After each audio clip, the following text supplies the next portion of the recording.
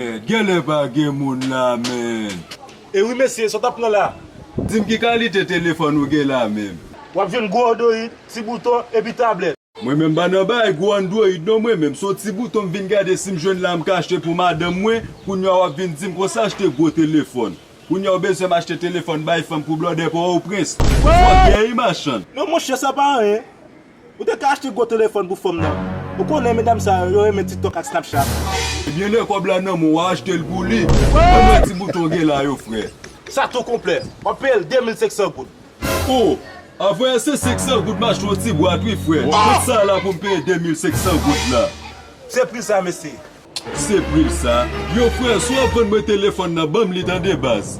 Mbap ka baron mesye. Li pa bon pou mwen. Li pas bon pour vous. Et nous même ça oui k'ap krasé pays ya. Nous go jeune Québec commerce nous dit et puis pas moun pour acheter crédit. Oh! Pardon se frère. Ou je mwen vi sa vin devant poto, vin mando crédit. Parlez bien mon cher.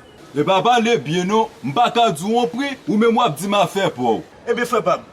Bon bateau sou tête affaire là. Ouais, nous va payer ti bat téléphone dans 2500 goud. Et puis qu'on va venir chanter m'bot.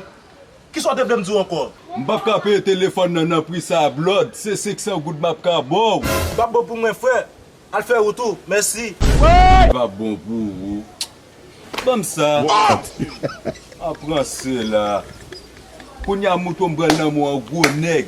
Bin mwese la. Apprends ba fait kaka. Mais c'est que ça goûte ça que nan mwa valon verdi pita.